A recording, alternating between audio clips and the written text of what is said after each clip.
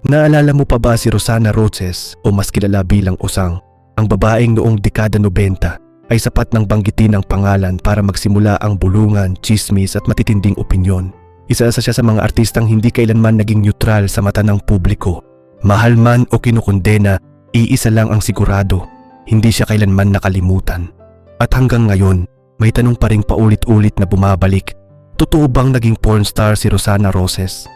Bago natin sagutin ang tanong na yan, kailangan munang balikan ang konteksto ng panahong kanyang ginagalawan. Pero bago ang lahat, pa-like ng video at mag-subscribe sa aking channel at mag-iwan ng bakas kung hanggang saan umabot ang aming video. Salamat po. Ipinanganak si Rosana Roses noong ika-24 ng Mayo, 1972 sa pangalang Jennifer Adriano Arias. Bata pa lang siya nang pumasok sa mundo ng entertainment sa panahong ang industriya ng pelikulang Pilipino ay nasa kakaibang yugto. Panahong ang tinatawag na bold films ay hindi pa agad tinatapon sa sulok ng kahihiyan, kundi ipinapalabas sa mga sinehan, pinupunuan ng manunood at tinatalakay sa mainstream media. Noong dekada 90, malinaw ang pagkakaiba ng porn at ng sexy o bold film sa Pilipinas. Kahit pilit itong binubura ng chismis at maling pag-unawa. Ang porn ay malinaw na nililikha para sa explicit sexual gratification, kadalasang walang kwento, walang character arc at hindi bahagi ng lokal na sinehan. Samantalang ang bold films noon, kahit may kahubaran at daring scenes, ay may direktor, may script, may production company at higit sa lahat, may konteksto at kwento. Dito pumasok si Osang.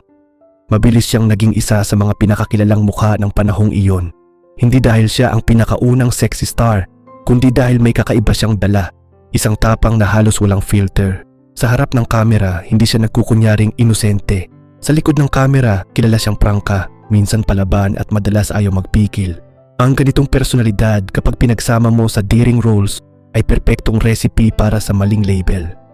Isa sa mga dahilan kung bakit paulit-ulit siyang tinatawag na pornstar ay dahil sa dami at tapang ng mga papel na kanyang ginampanan. Lumabas siya sa mga pelikulang tulad ng Patikim ng Pinya, Kuratsa, Ang Babae sa Bintana at Ligaya, Ang Itawag Mo sa Akin. Para sa maraming manunood, sapat na ang ganitong filmography para agad isiksik siya sa pinakamadaling kahon, porn.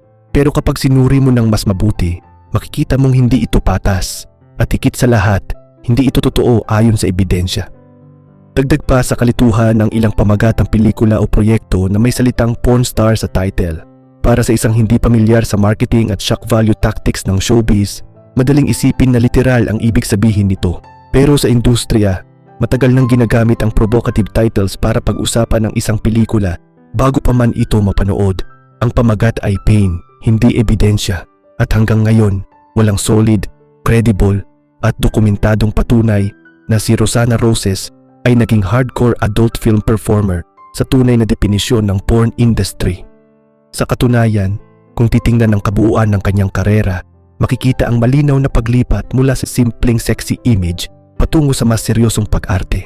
Ang pelikulang Ligaya, Ang Itawag Mo sa Akin, ay madalas ituring na turning point. Dito mas nakita ang kakayahan niyang magdala ng emosyon, trauma at lalim ng karakter. Hindi ito performance ng isang taong inilalako lang ang katawan. Ito ay pag-arte ng isang actress na may control sa kanyang craft. Pero hindi rin maikakaila na si Osang ay hindi kailanman naging safe na celebrity. Hindi siya yung madaling gawing role model sa mga inspirational poster. Marami siyang nasabi at nagawang naglagay sa kanya sa gitna ng kontrobersya. Mula sa personal na buhay hanggang sa matatalim na pahayag sa media. At sa Pilipinas, kapag babae ka, prangka ka, at hindi ka humihingi ng paumanhin sa pagiging sexual at totoo, mabilis kang parurusahan ng label. Habang tumatagal, unti-unting nagbago ang takbo ng kanyang buhay. Naging ina siya, dumaan sa mga personal na pagsubok at natutong pumili ng mga proyektong mas angkop sa panibagong yugto ng kanyang edad at karanasan. Hindi man siya palaging nasa primetime spotlight, nanatili siyang aktibo. Lumilipat sa iba't ibang platform, kabilang ang modernong streaming space kung saan ang dating bold genre ay muling nabuhay sa mas digital at kontroladong anyo. Sa mga nagdaang taon, muli siyang napanood sa mga proyekto na nagpapatunay na hindi siya relic ng nakaraan kundi isang artistang marunong mag-adjust sa bagong industriya. Hindi ito kwento ng isang babaeng naluma at iniwan ng panahon. Ito ay kwento ng isang babaeng nakaligtas sa panahon. Isang bagay na hindi nagagawa ng karamihan sa kanyang mga kasabayan. Kaya balik tayo sa tanong na paulit-ulit na itinatanong. Totoo bang naging pornstar si Rosana Roses? Ang pinakatapat at responsableng sagot ay ito. Wala. Walang matibay na ebidensya, walang verified record, at walang credible source na magpapatunay na siya ay naging pornstar sa literal at industrial na kahulugan ng salita. Ang mayroon lang ay isang sexy/bold actress na naging biktima ng maling paglalapat ng label, pinalakas ng chismis, provocative titles, at kulturang mabilis humusga. At marahil mas mahalagang tanong kaysa sa label ay ito. Bakit hanggang ngayon, mas interesado pa rin ang marami sa kung ano ang hubad niya noon kaysa sa kung paano siya tumagal? Sa industriya kung saan maraming mabilis sumikat pero mas mabilis mawala, si Osang ay nananatiling naririnig ang pangalan. Hindi dahil perpekto ang kanyang kwento, kundi dahil totoo ito, magulo, matapang, at walang kinikilingan. Sa dulo, ang kwento ni Rosana Roses ay hindi lang tungkol sa sexy roles o maling akala ng publiko. Ito ay kwento ng isang babaeng pumasok sa industriyang handang durugin ka kapag yan hindi ka marunong lumaban at nanatili dahil marunong siyang tumayo kahit mag-isa. At kung may isang bagay na malinaw, ito yon. Ang mga label ay madaling idikit pero ang pananatili, iyon ang tunay na sukatan ng lakas. At dito na pumapasok ang mas masakit pero mas makatotohanang bahagi ng kwento. Dahil ang kaso ni Rosana Roses ay hindi lang kwento ng isang artista. Ito ay salamin ng kung paano tayo bilang publiko humuhusga ng kababaihan sa showbiz. Kapag ang isang lalaki ay naging matapang, tinatawag siyang rebelde o astig. Kapag ang isang babae ang gumawa ng parehong bagay, madalas ang tawag ay malaswa, marumi, o mas masahol pa, isang label na mahirap nang alisin kahit lumipas ang dekada.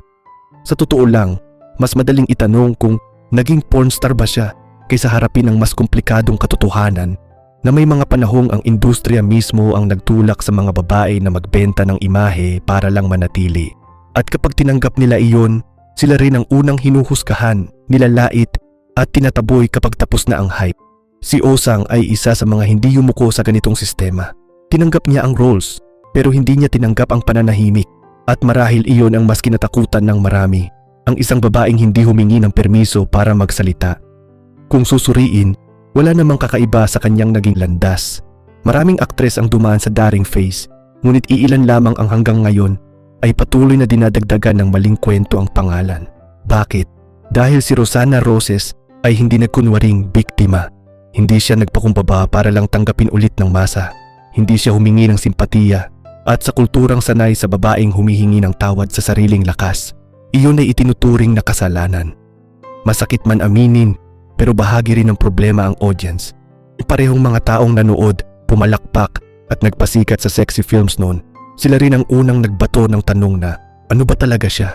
Para bang kailangang ipaliwanag ng isang babae ang bawat desisyon niya habang ang industriya at ang manonood ay malayang maghugas kamay kapag tapos na ang lahat? At kung babalikan natin ang tanong, totoo bang naging pornstar siya? Makikita mong ang tanong mismo ay mali ang pinanggagalingan. Dahil ang mas mahalagang itanong sana ay, bakit kailangang idikit ang pinakamatinding label sa isang babaeng may tapang at boses? Bakit hindi sapat na sabihing isa siyang aktres na naging produkto ng kanyang panahon at patuloy na lumalaban para sa sariling espasyo sa kasalukuyan? Sa kasalukuyang panahon ng social media at streaming platforms, mas malinaw na ngayon ang double standard. Ang mga content na dating tinatawag na bold ay mas lantad na, mas accessible at mas tinatangkilik. Pero kakaiba, ang mga artistang bagong henerasyon ay mas bihirang tawaging pornstar. Samantalang ang mga nauna tulad ni Osang ay tila habang buhay na ikinulong sa isang imahe na hindi na nila pinili kundi ipinataw sa kanila ng panahon. Ang pananatili ni Rosana Roses sa industriya ay hindi aksidente. Hindi rin ito resulta ng chismis. Ito ay bunga ng kakayahang mag-adapt, tumayo at tanggapin ang sariling kwento kahit hindi ito malinis sa mata ng lahat. At sa isang industriyang mabilis lumimot, ang manatili kahit pa may bahid ng kontrobersya ay isang uri ng tagumpay na bihirang makuha. Sa huli, maaaring hindi magbago ang isip ng lahat. May mga taong mas pipiliing paniwalaan ang chismis kaysa katotohanan dahil mas madali iyon. Pero ang katotohanan ay hindi kailanman nakabase sa ingay. Nakabase ito sa ebidensya, sa konteksto at sa buong kwento. hindi sa pira-pirasong alala at maling akala. At kung may iiwan mang aral ang kwento ni Rosana Roses, ito yon. Ang kasikatan ay panandalian, ang label ay madaling idikit, pero ang dignidad at tibay ng loob, iyan ang hindi kayang burahin ng panahon. Maaaring marami ang nagtangkang ikahon siya, ngunit hanggang ngayon, nananatili siyang patunay na ang isang babae ay pwedeng maging matapang, sexual, prangka at buo, nang hindi kailanman kinakailangang magpaliwanag sa maling tanong.